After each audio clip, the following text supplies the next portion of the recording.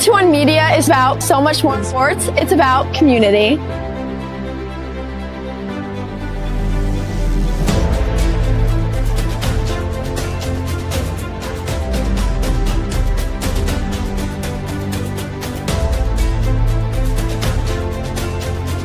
On 3-2-1 Media, you never have to miss a game. You can watch it on your phone, on your TV, and anywhere.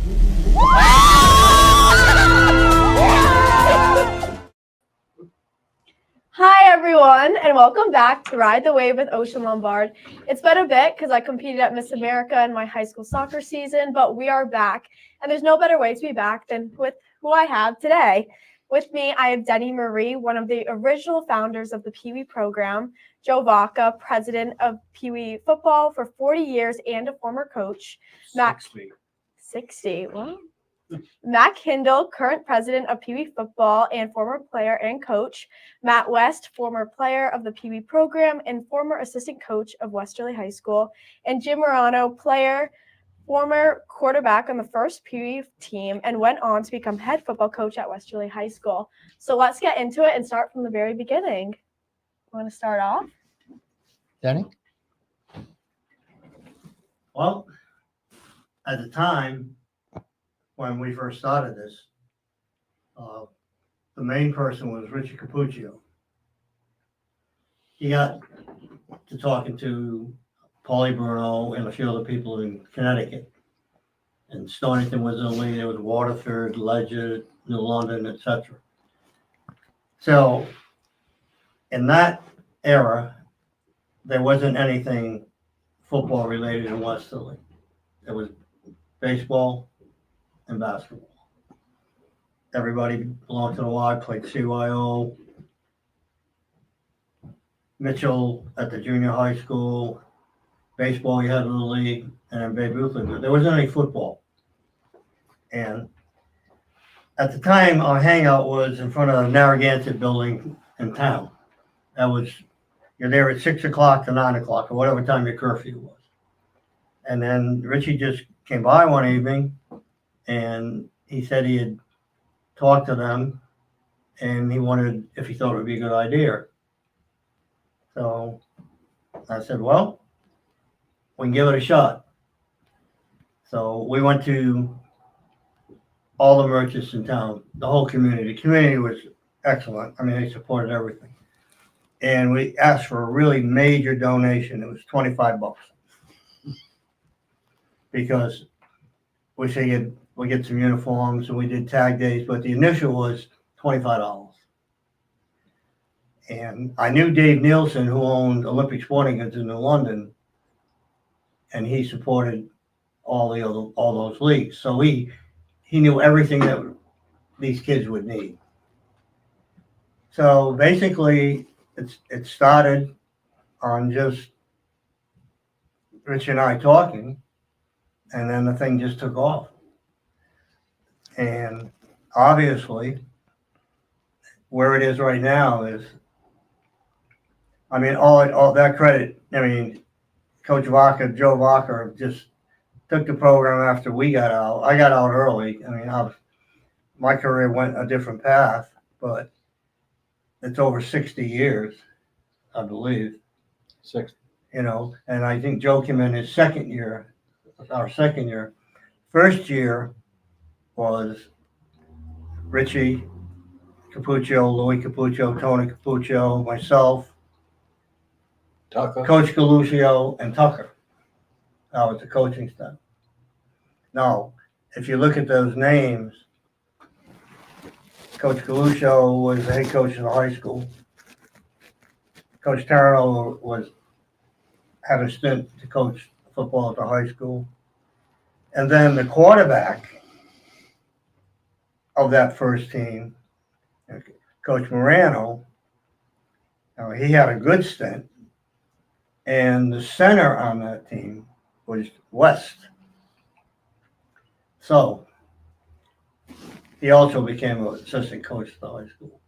So if you go through the program, nobody at that point would have imagined where this program would be at this time. Probably one of the longest sustained programs in town. One single program. I'm not talking about all the basketball leagues. I don't know if they have COAO basketball or Babe Ruth League anymore, or any of that stuff. No, none of that. You know, so basically, but the whole intent of starting that program was to be able to build a feeder system for high school. There was no ninth graders. It was our high school career. Mine started 10, 11, 12. Now, I never put on a pad till I went to high school. You know, we played in the backyard, Tower Street against Oak Street, you know, just backyard football. So we started out with Stonington League, and then it progressed through there. And Joe's going to have to help me out because I was only there through 74, 64, 74, and I left and went to prep school.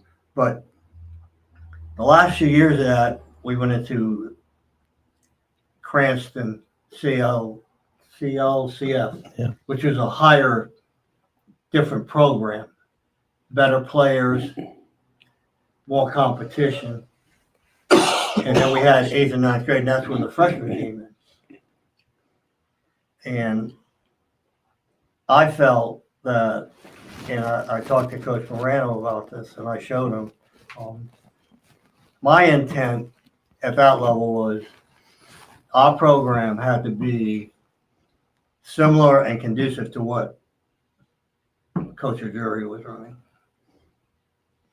And I spent time with him.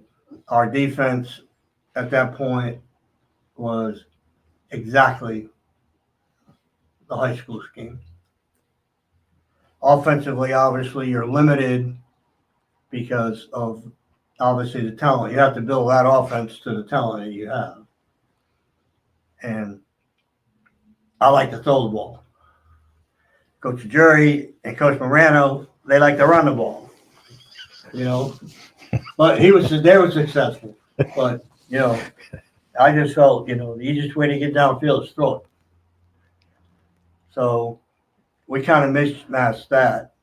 And, you know, if it wasn't for Richie Capuccio, we wouldn't be sitting here at this point right here, right now. I mean, yes, I was a founder with him, but I'm kind of like, he's 1 and I was 1A.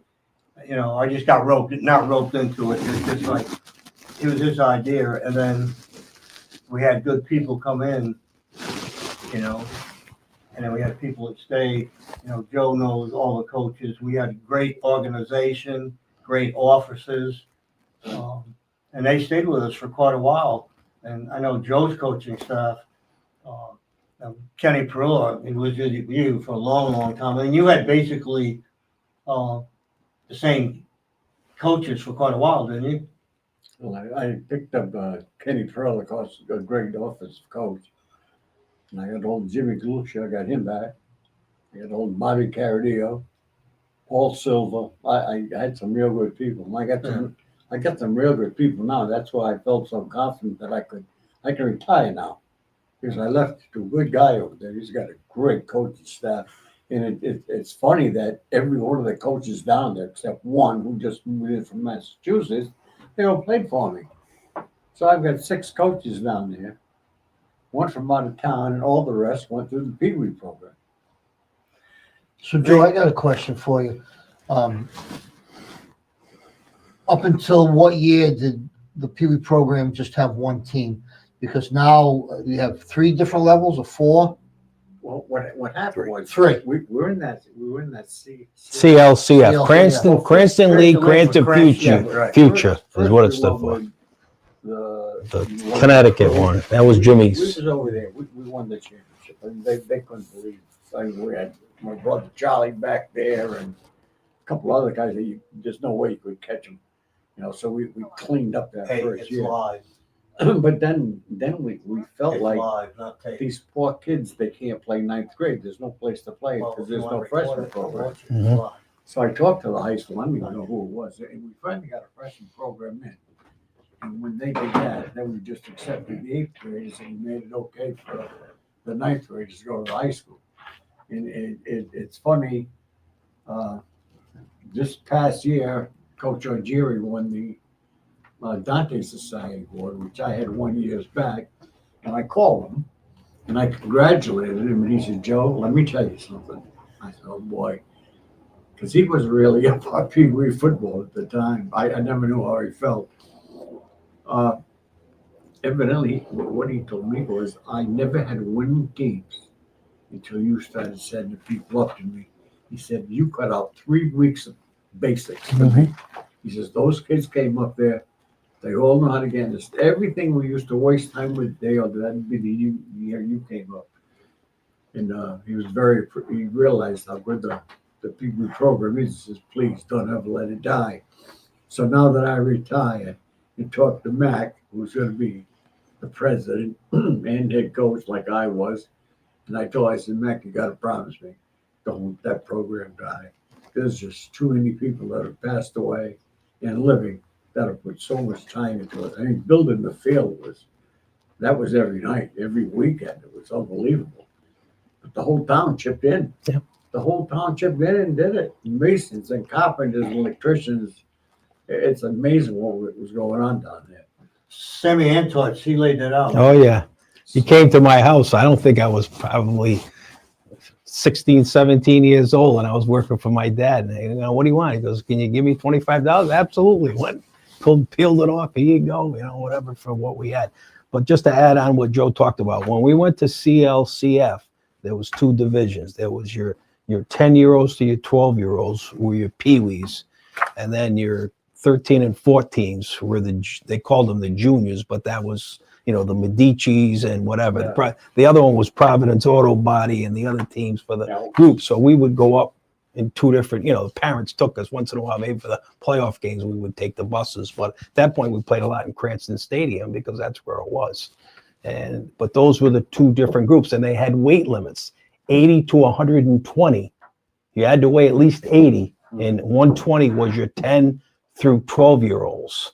And you had to be 80, and the other one was unlimited, okay, for the older group. Because some people like Pete Ferraro, he was 11 years old. He couldn't get down to 120, so he played with the older group because he couldn't make that weight limit. We all remember to go down. I can remember when I was 12, I weighed about 127. I'd show up and they say, grab a dummy bell and just walk around and run with a dummy bell to lose 7 pounds before the weigh-in or whatever, because we all had to meet those constraints or whatever. Or if you were a big kid. I thought Kenny Crow, that was his deal, wasn't it? Well, probably, yeah. Well, then they had limits. Yeah. That's it. That's it. Yes, I don't know why. The other thing, why? Yeah. I got on. It was like 119 and 3/4. I went home and ate like 3 cheeseburgers. I probably weighed 125. Once you weighed it one time, then that was it. You could play. You know what I mean? So at that time, when we went to that weight with the league we're in now, yeah, I knew nothing about weight, so I had the weight was 130. Sure. So a kid came to sign up, and he's 138. I said, sorry, you can't play. Well, I went out there, but oh my God, how do these kids get so big? And then we found out. And then we got K-Pod. He used to have ice cube parties, like the kids before the weigh-in, that stay at his house all week and eat ice cubes. But he got him down that way. Yeah. That's the only way you could compete I with know, those people. right? I The know. weigh-in was just once, right? Once you met the weight, Yeah. they never weighed in again No. for the rest of the year. It wasn't like a wrestling. Those Right. guys have to get weighed Before before. each match, Yeah, right. exactly. Right. So where is Cranston- this program now? As What far league are as, you in for weights and stuff like that? what league? Southern New England Youth Football Conference. There's like 16 teams, and I believe there's more coming. And then what are the They're weight all in limits Rhode there? Island, and you have 3 teams? Yes. Well, they got 4. They're the minis, but I don't agree with it. What's the oldest? You have what about the 7th and 8th graders? Are they on one team? Depending on when their birthday is, yeah. We at the senior level, Yeah, the senior level. we could have a 12 or 13-year-old boy, but there are also 12-year-old boys playing on the junior. It depends when. Depends where the But they're in the birthday 7th, falls. so it's 7th and 8th grade. Yeah, for the most part, it's The seniors. question I have at this point is,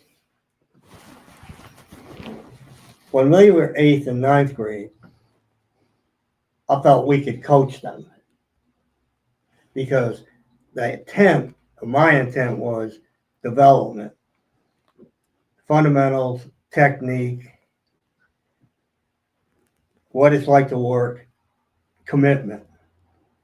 Well, at an 8th and 9th grader, I think physically and mentally, they're able to handle that. And I'm wondering now with a 7th and 8th grader, how do they handle that, Joe? My point being is that now you've got that break in there. You've got to get those kids ready. The whole intent when we started this, when Richie and I started this, our intent was to build a feeder system for the high school.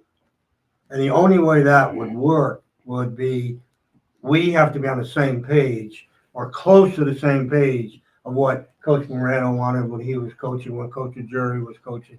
I mean, that was the intent. So how do you do that, Matt? How do you do that with a 7th and 8-year-old kid? I mean, our defenses weren't complicated. Offense is a little bit complicated. But basically, our intent was the A gap, B gap, C gap, D gap. You know, my point being is that they, you know, here's a 3 technique, 5 technique, 7, 9, etc. I mean, are those kids getting that? Are they getting? I mean, is that correlation? So you mean between like the high school and you all? Yeah. So you mean like the 8 and 9-year-olds, which would be our micro level, the young kids? Well, them they should just learn. Yeah. Basic. So they're I'm the talking about basics. The kids, that 8th grader that's going to now be a freshman. Yeah. Oh, With we're you, coach. Yeah. Which Yeah, is what you just do. before they go to high school. yeah we're Just before they go to high school. so the hope is they start at 8 and 9 years old. Absolutely. By the time they reach the senior level, they already know the basics. Basics, You know, right. we never get away from teaching the basics and coaching the basics, you know, during practice. But hopefully they know all of that by the time they reach the senior level. Right. And we run, we correlate with the high school a little bit. They run a 4-2-5 defense. This year we ran a 4-4, 4-3. We would drop a linebacker back to safety. Same stuff. Right. You know, our offenses are very similar. We run, you know, this past year we ran a pistol, we run shotgun, and we always run the I formation. And you know, it all correlates to the high school. Right. They have to learn some new terminology when they get up to the high school. You know, we don't use the exact same terminology. Yeah, we didn't either. You know, because they're 7 and 8-year-olds who, you know, their attention span is about 3 seconds long, and then they're 6 times. That's all you tell them. After 6 times, they turn you out. Yeah. We make it down there. We make it so they can understand. If they're, you know, I will spend all night with a lineman just showing them different blocking assignments. You know, chip blocks and cross blocks and loop blocks.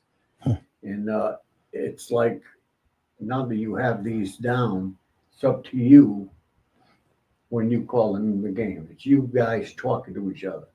I'm not on the field. Like, no, we can't play for you. I don't tell you, hey, you got a cross block. No, they got to figure that out. And that's what we work for.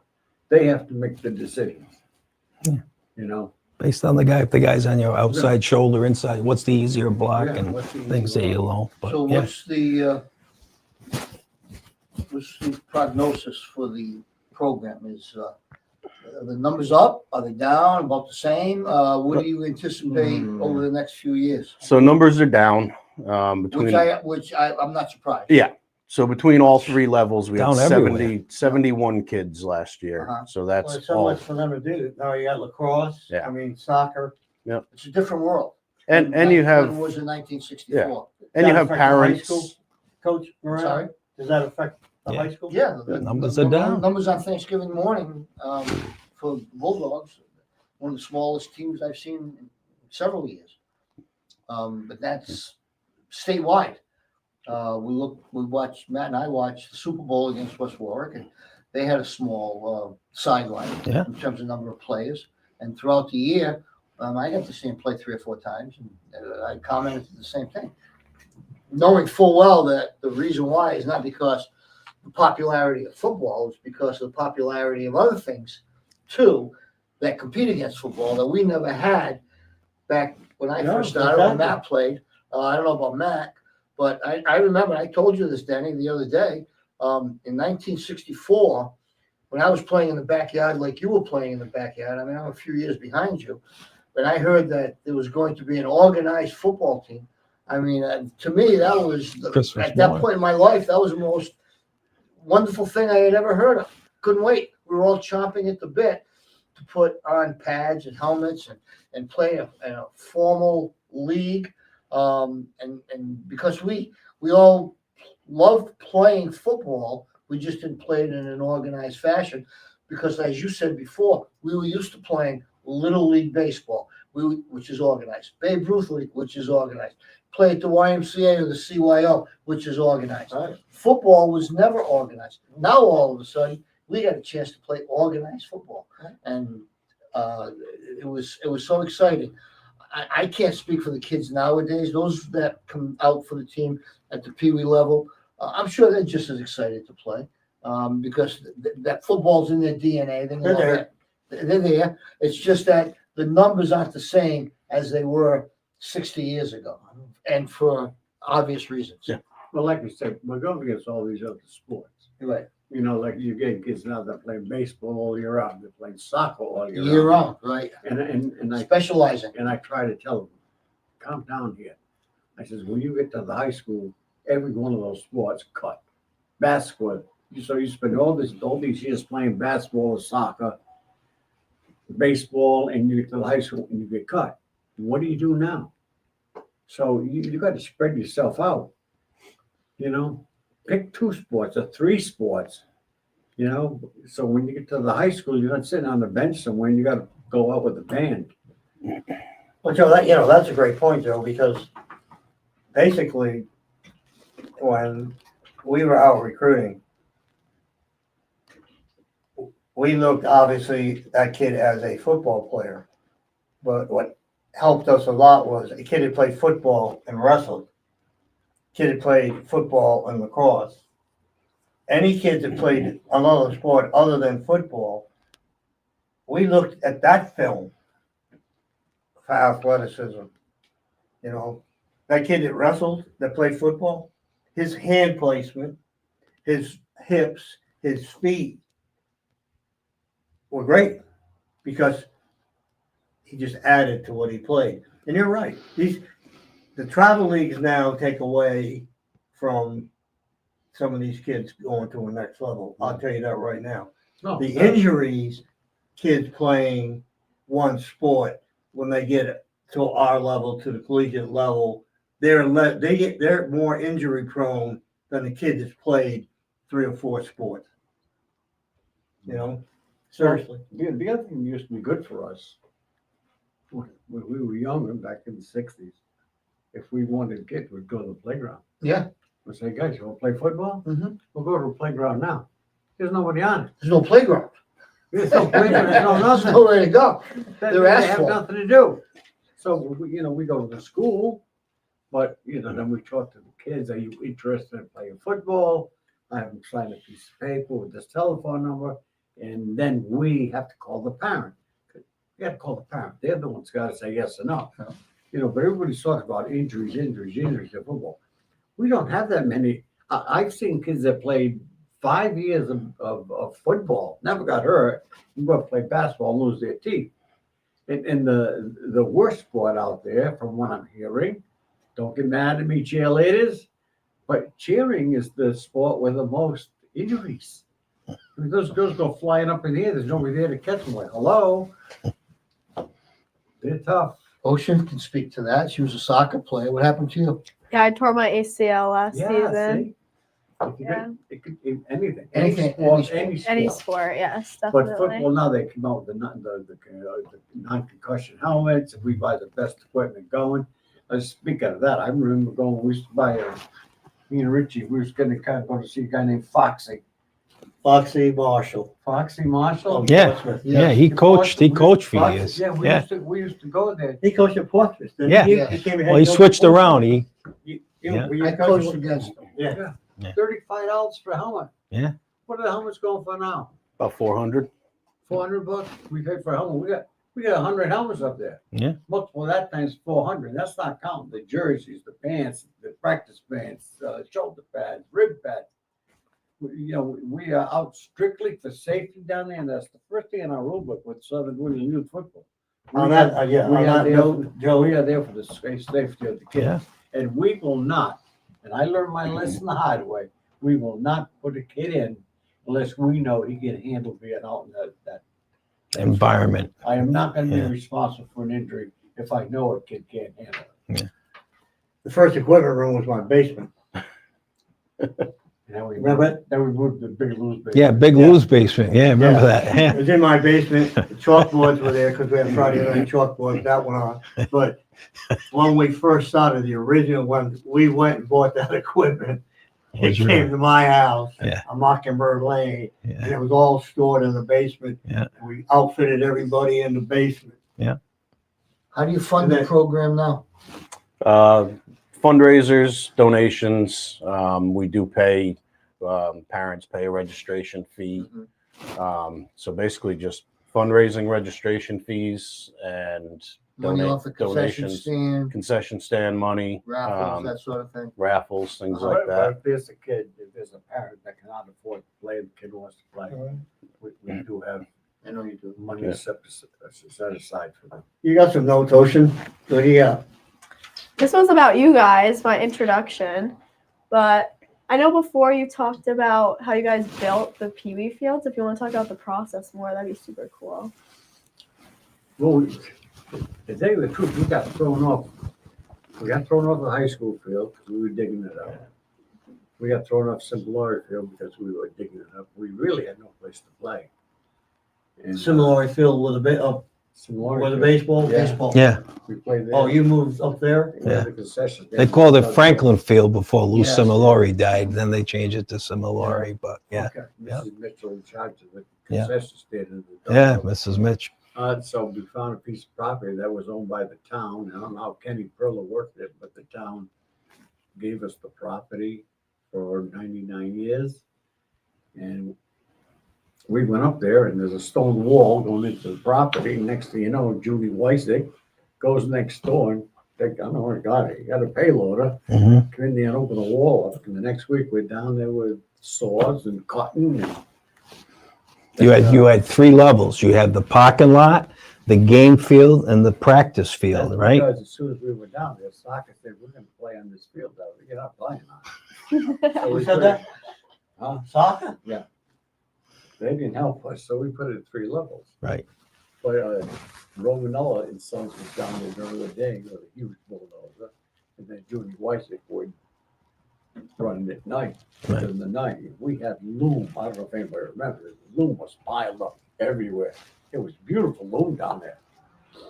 And so we were going to do all this stuff. So we had Romanella started delivering it at $6 a yard. And I got a call from the town council. Where's all our loom? It was your loom.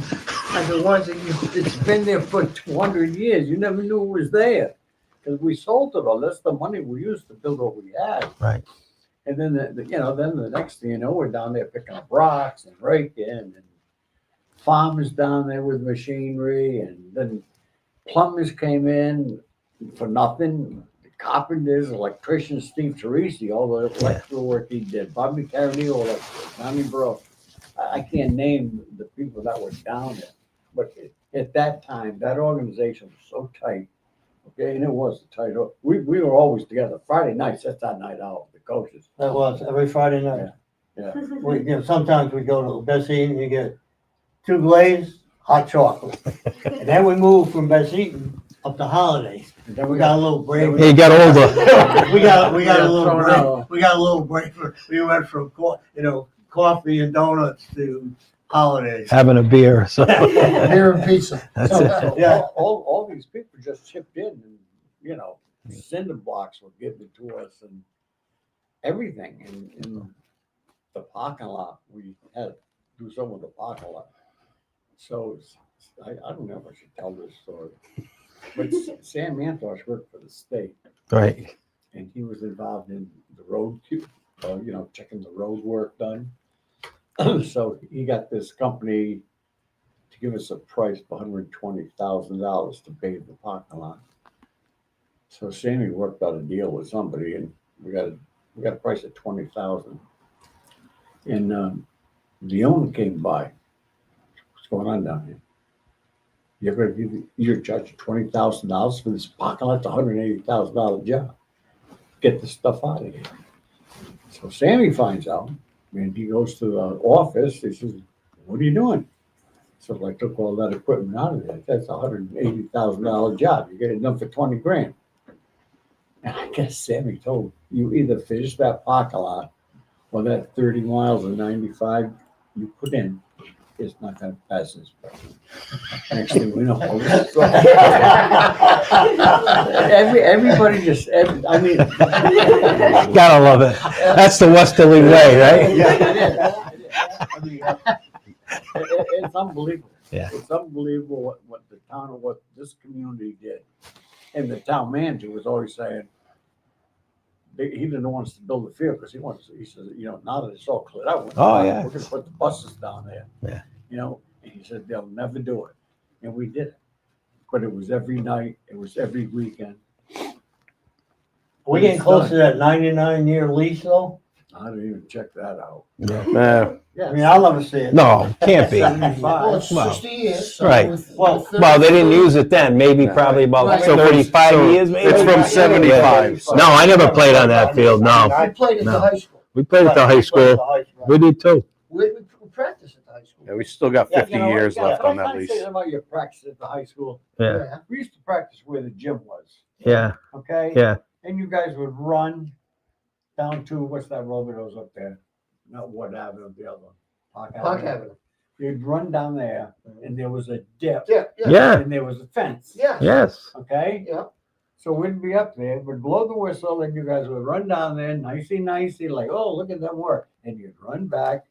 Next thing you know, you run down and you come back and, the 30 went down. How come there's only 20? You guys are all Lay down. Because you couldn't see him physically. Couldn't see. Oh, you guys are beauties. Yeah, but when our practices were where the game field is now, Yeah, that's Yeah. where we practice. at the beginning. Yes, yes. And then That was the our track. Our Yeah. game field was, The high school, high school football. which was the middle of the baseball field, basically. Yeah. At the outfield time. baseball. Center field, left Yeah, field. center field, left field, yeah. Yeah. Yeah. We were digging it up. It was just too much. Yeah, well, so much going. The high school played their games, their Yes, we practice, like that. then we would show up on Sunday, never had a chance to come back. You know what I mean? I mean, fast forward. Yeah. What you said, Joe, the town, certainly, there were some people that were influential in the town, like Sammy Antosh. You had to nudge a few people to Mhm. help get things done. That wasn't nice. But I'm being cocky. But anyways, you're right. People rolled up their sleeves and just came up and do what they do. Did the same thing when we put the lights up at the high school in the concession stand. Yeah. Junie Salino, he was up there with his guys laying brick every day. And the fire department came over and put the poles in. I even think they might have gotten a few trucks from Narragansett Electric at the time to come down and help put the poles up. And of course, what happened, 3 years ago, I guess, when, we had the concerted effort to get the synthetic turf at the high school. And everybody just did what they had to do to get the job done. But that's how we operate in Westland. There's always pushback, but you have to overcome that. And we've been able to do that for generations.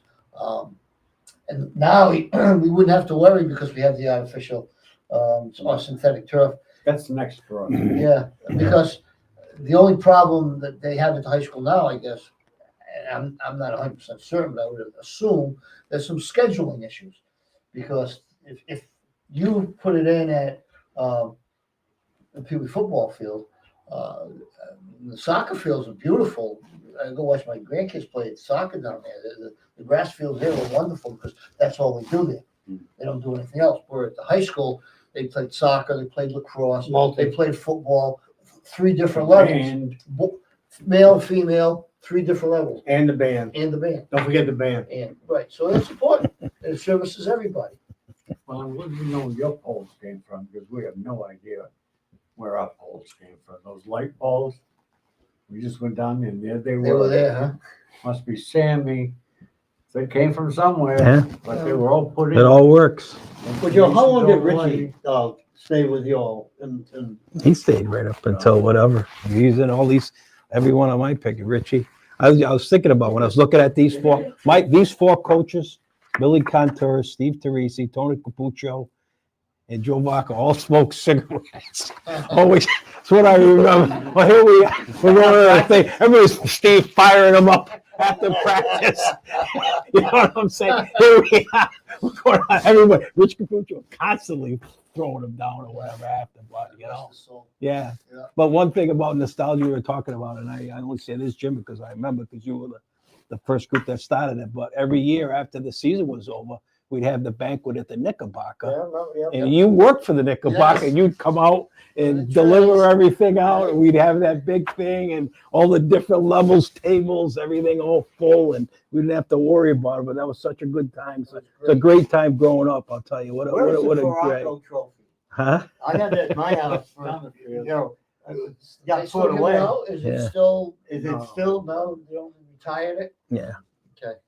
But those were just great times growing up for us to be able to do that. And you talk about, I would like to see from '64 when you started that program and those kids went to high school, what our records were as far as against Stonington and state championships after that, which is a cue to you teaching those things. So when we went to high school, it was easy. I mean, we had already we knew stances, we knew, 2-hole, 4-hole, boom, boom, boom, and we're gonna do this and we're gonna do that. The inception of Peewee That's it. football That's it. coincided That's it. with Sal Algieri becoming Yes. the head coach. That's at it. About the same time. But Which those two things, Yep. Sal Algieri and Peewee football, turned Westerly around from being a basketball town yep, to being a football town. Yeah. Because of the success that they had with Coach Federico and Coach Celentano. Yeah. Then all of a sudden, the basketball program started to fall off a little bit, which didn't mean they couldn't come back. But football became so popular and so successful because of those two factors Oh, yeah. that the town just completely turned from exactly. basketball to Now football. the football is the King. rudder that Football's the king. it's the rudder that steers the ship, And, basically. we even got, I was reading an article Yeah. on Landon Houston Road. Yeah. I don't know if it was today or yesterday. And this writer from the Journal, Eric Rube, he's a big fan of, he's a sports writer, Yeah. high school sports writer, schoolboy sports writer. And he was talking about not only Landon, but Westerly High School football and Yeah. how it's the mecca of football in the state of Rhode Island. Yeah. I think that was the term he used, the mecca of football Well, in the state of Rhode Island. Just So like even- when Bill Reynolds came down one Yeah. time for a Thanksgiving Day game, and he just said, like the stone walls around it. He goes, what an environment to watch a game. He goes, Reynolds? yeah, Dick Reynolds. No, Yeah. Bill Reynolds. Bill Reynolds, his son. Sports Yeah. Hey, Dick Reynolds, he was yeah. a sports writer prior to his son. Yeah. But he was big on us. I mean, he did a lot of hours. Yeah, he's a good guy. I think his name years ago. It was the coach from North Kingston. There's been a lot of them. Keith Kenyon? Keith Steve Kenyon. Yeah, Kenyon? yeah, And He said lived in that- Westerly. yeah. He said that He married Tommy LaGorie's sister. Yes, he did. Westerly Judy. football is the best youth football program in the state of Rhode Yeah. Island. What a compliment that Yeah. was. That was, well, he knows. And he- That guy's been all the levels, by the way, Yeah. too. He was a I'll grad. go back to that banquet, Huh? Yeah.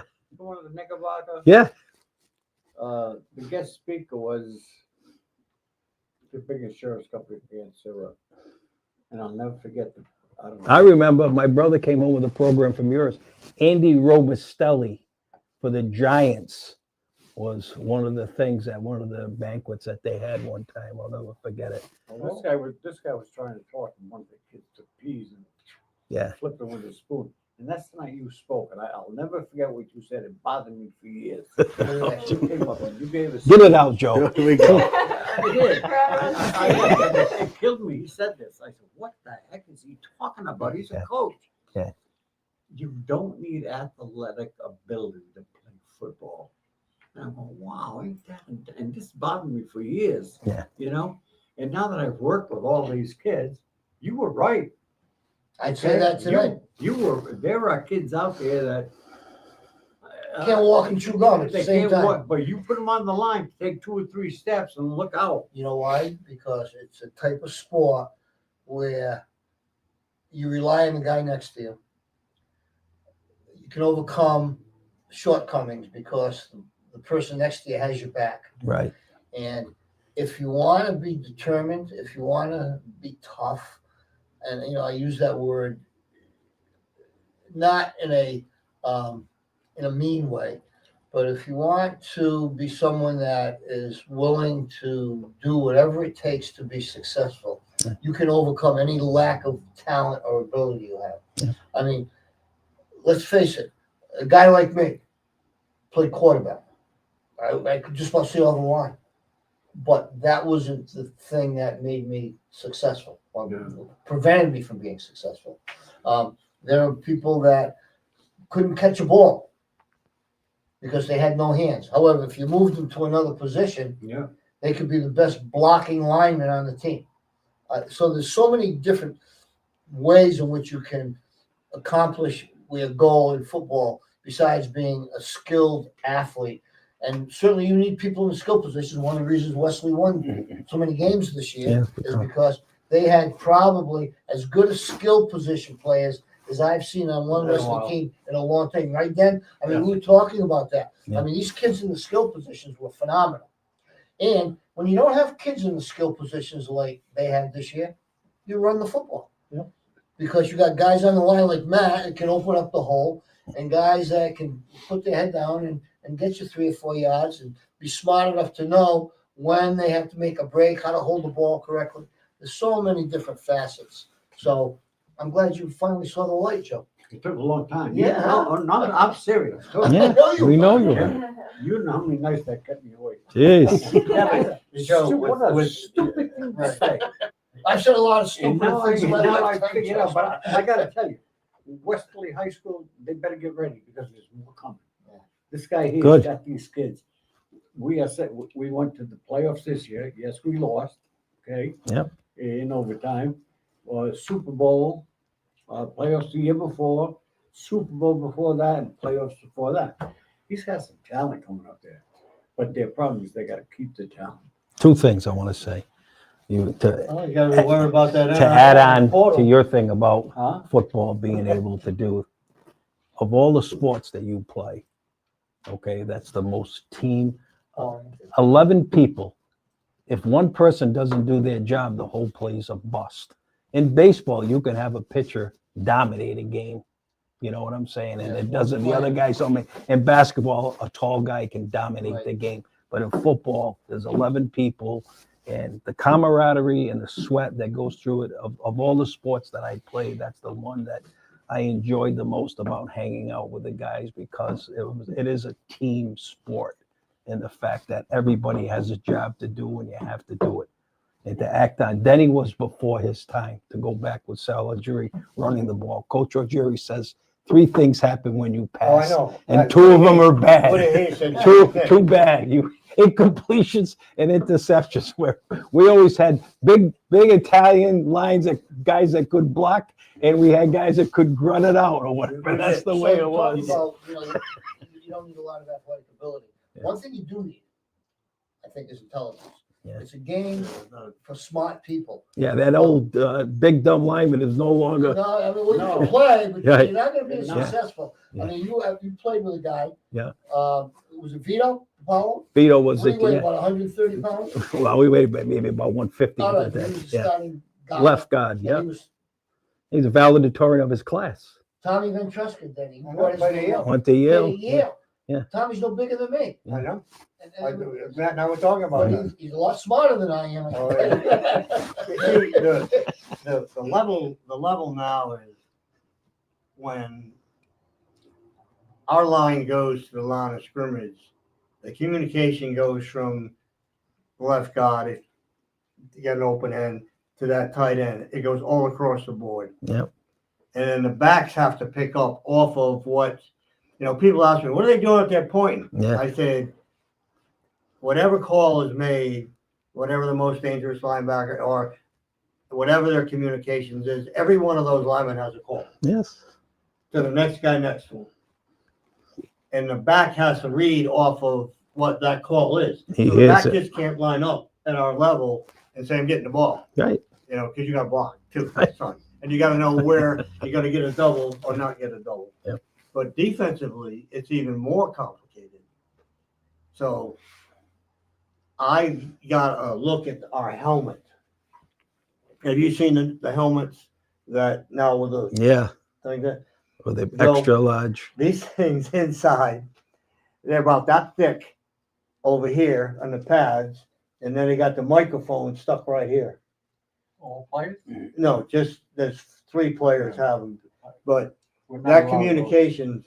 But somebody asked me the other day was, well, you know, why do they have all these guys on the sidelines? You had guys on the sidelines signaling it in. I said, well, we always had 3 guys. One was live and the other 2 were dummies. Yeah, right. But now, Exactly. I started at the high school level. I try to look across the field and see if I could figure out what Coach Pizzano was, some of his calls, what they were doing. They do a good job of that. Yeah, they do. Because we hired a kid to be in the press box with binoculars, and all he did was look at signals. So by looking at signals, he wrote down what the defense was. Maybe what the stunts were and And when they what it saw was. that. And Yeah, he, yeah. and he had every single. Now we couldn't get it till halftime. Now he got the iPads and all that You're stuff. right. We got it at halftime. Yeah. But we knew the same thing too, because Not for anything. We know it's a lot more cerebral than it was 50 years ago. Yeah. And let's face it, when we had, the calls were simplistic.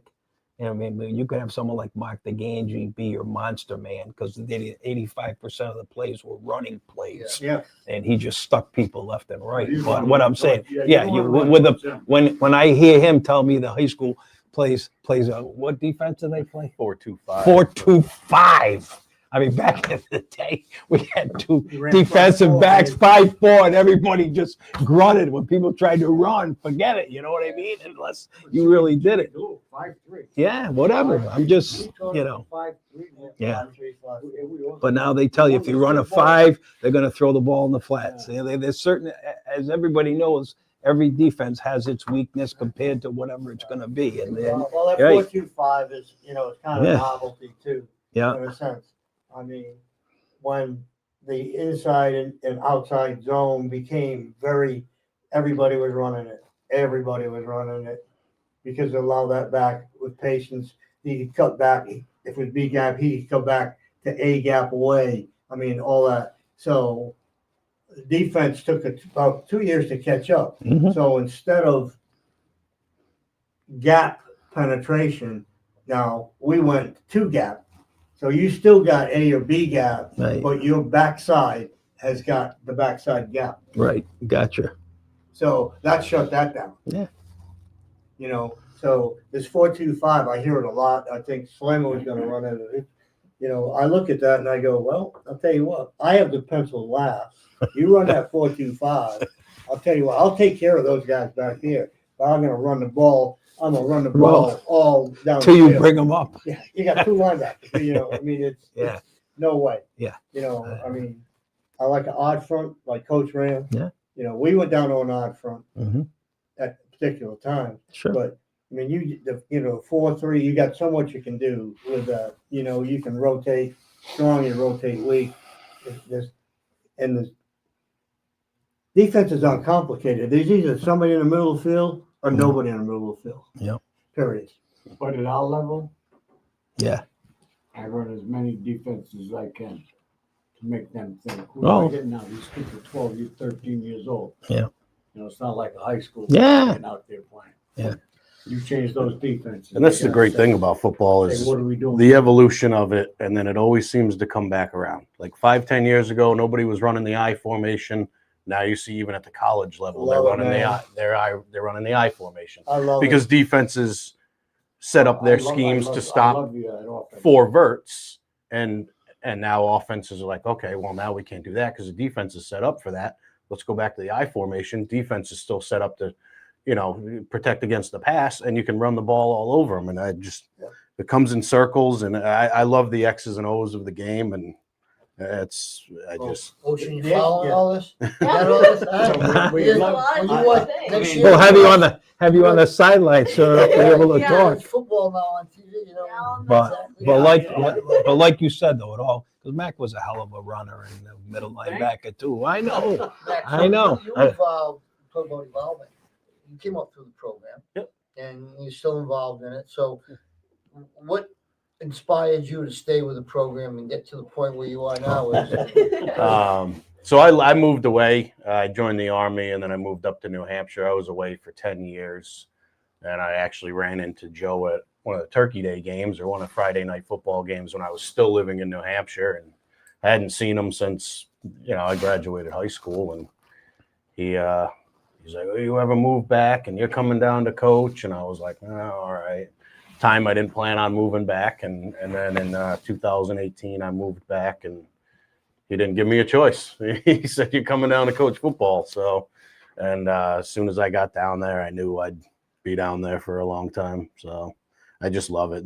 The kids down there. Football here too, Oh yeah. and that helped you. Yeah.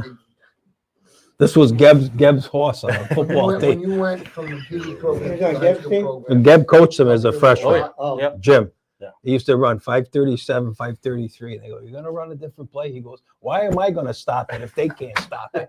He said, he was getting like 9 yards a carry, 9 yards a carry. You know what I'm saying? Yeah, I know.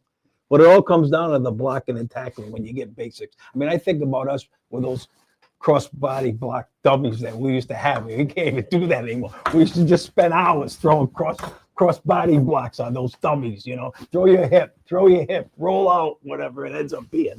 Now you can't hardly do that anymore, Down there, we love the art. We have so many plays in the Yeah. art formation. Yeah. And we set it up so differently with counters and everything. Yeah. But, everybody says, what are you going to run this year for an offense? Like, how do I know? We don't know what talent we have. Yeah. Right. But we love those big fullbacks. We were very, very successful running the eye. I don't know if it's our coaching or it's them, but it works. Well, Joe, I agree with you there because what frustrates me when I'm sitting there and even watching Tech or anybody, you've got 3rd down and 1. Yeah. And you got a quarterback that's with his heels are at 6 or 7 yards. And You shotgun. got a back next to him. You got 1 yard to gain, and they're handing the ball off at 6 yards. Right? With the I formation, you go either power I, put that fullback there, put a back right there, and you give him the football. Period. Now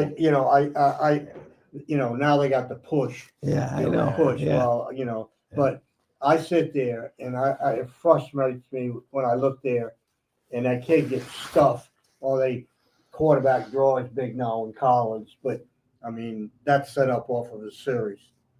But why? Yeah. Why go 7 yards to get 1 yard? Mhm.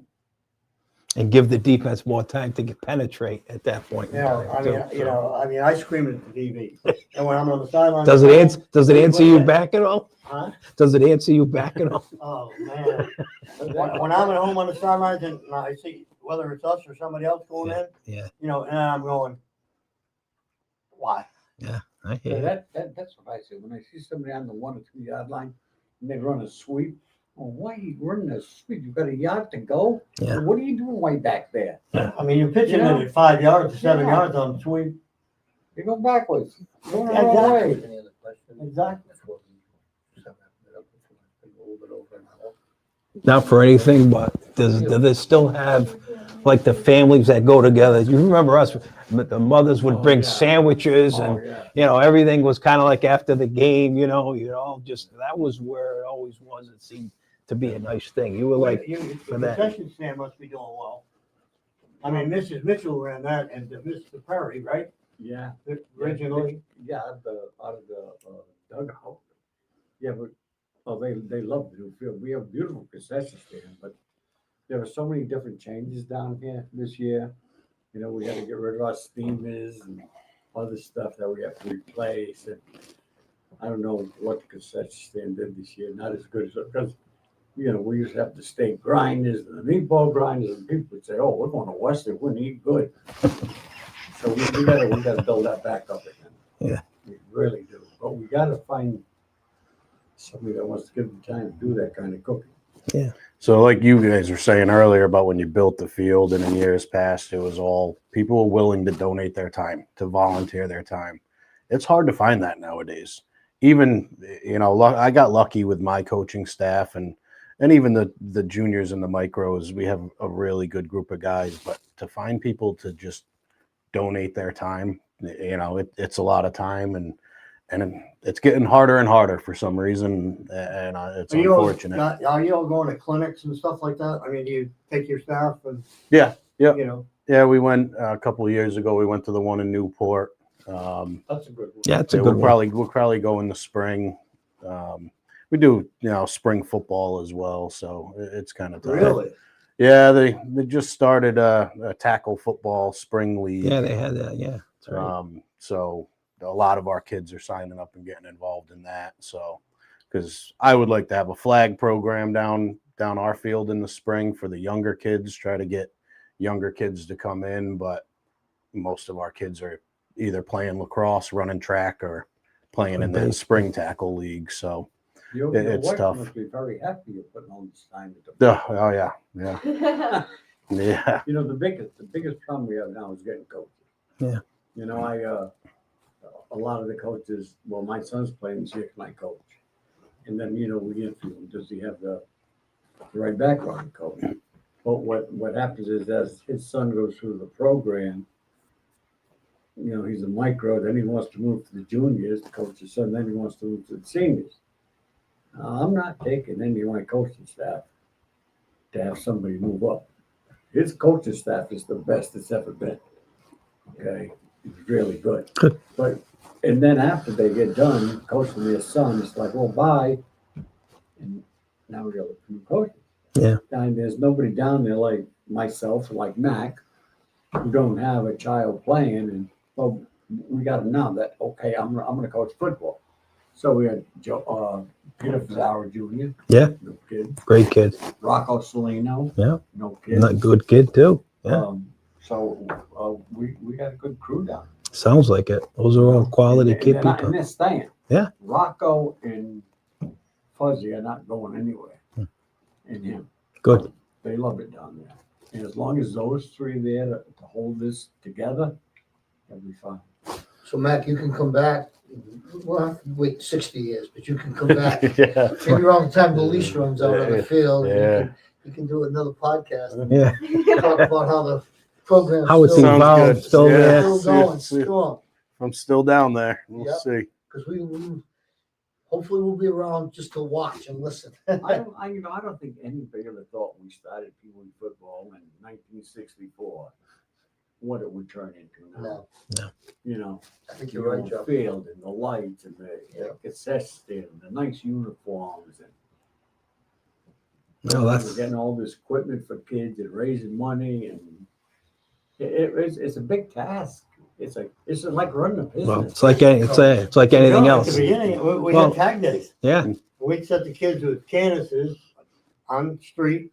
You go to Like the Little League different baseball things. We, And Yeah. It's our biggest fundraiser every year. Is Yeah. still I tag mean, day. that Yeah. was it. Yeah, but you know, back then, you know, I remember holding those.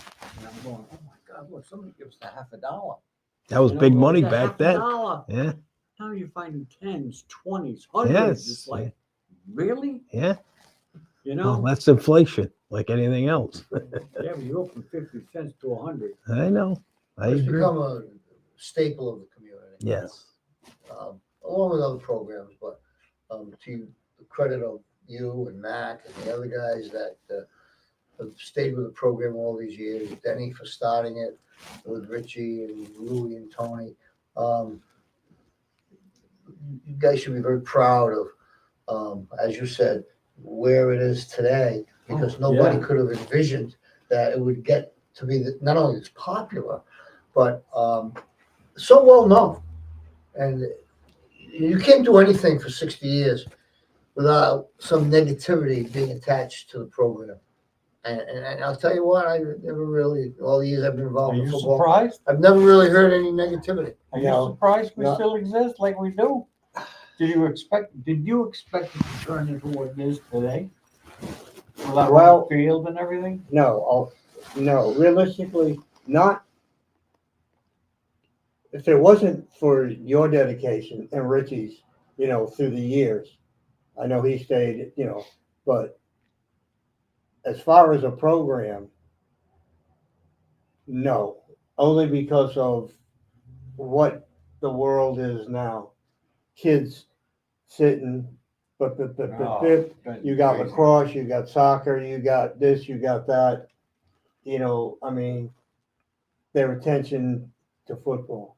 But the thing that you, God bless you, and Richie, when you continued that and made it happen and got the kids there and K-Par too. But after a while, it's embedded. It's like, it's an honor to be part of that program. You know what I'm saying? And the best thing, Joe, is that when these kids become adults, and that's what they talk about. Remember when They still do. Thanksgiving Day game was like, it must have been 10 or 15, 20 of those kids that came through the program. I haven't seen them in years. Paul DeGange walked up to me. Paul DeGange stayed in my home when he left home, and I didn't even recognize him. But that whole back end zone, I have to probably go back and look at tape because Well, you waited 40 years to come back for yeah, a game, by the way. But that's what they talk Been in about. Virginia all They that time. talk about playing Pee Wee football. They talk about the impact that you all make in their lives. See, that's the biggest reward. For me, it's like,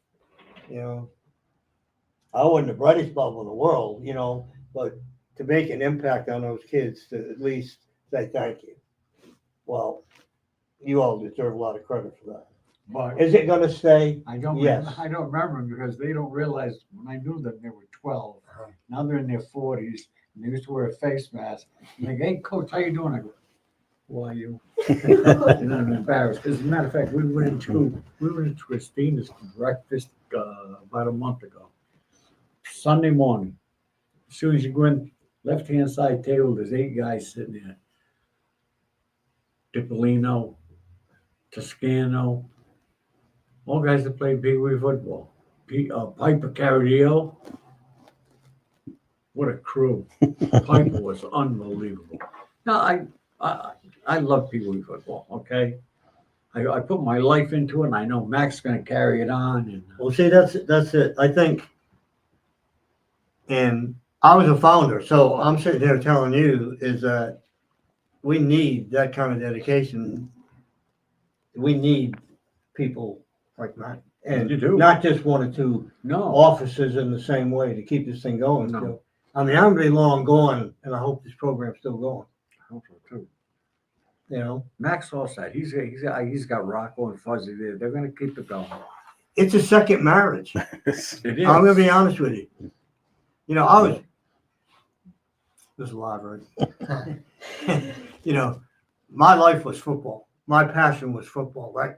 That's where I am at 83 years old. Meaning, I had a young man stop at the house today, Mike Garofola, and I gave him some stuff. And before I left, I went and got the pad and the pencil, the pen, and I'm sitting there on the couch. He's sitting next to me, and I'm freaking drawing him up a couple plays that I think would help him at Bridgewater. That was this morning. That's it.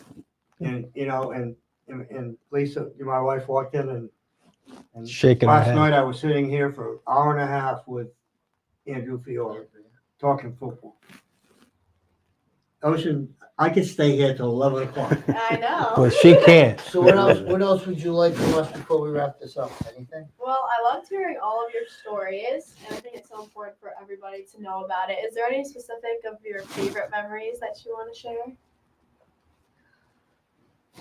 For me, it was just probably the conclusion of our season when we went undefeated and we won the championship, and it was such a exhilarating feeling knowing that we waited all these years to play organized football, and we got to play a year ahead of what we thought we were going to play, and we were so successful, and we still had a whole high school career to look forward to.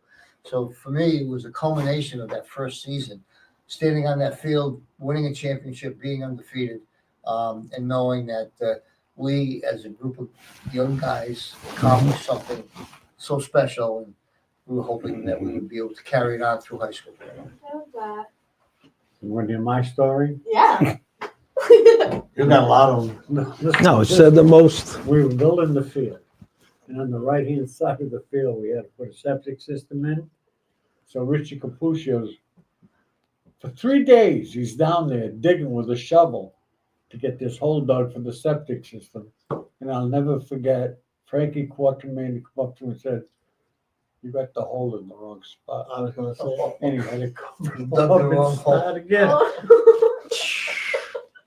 Oh, there were some beauties down there. That's some fun. Wow. You know, obviously, that first year, coaching these young men, we had a great year. We were undefeated. We had a great year. And I thought my career would be baseball. You know, I wanted to be a baseball coach, which I did a little bit later on. But after that, I said, if I'm going to coach and I need to get smarter, I started going to clinics. And when I look back at it now, my career from 1964, I was 15 years old. I was young, and for my career to go over 50 some years coaching and the levels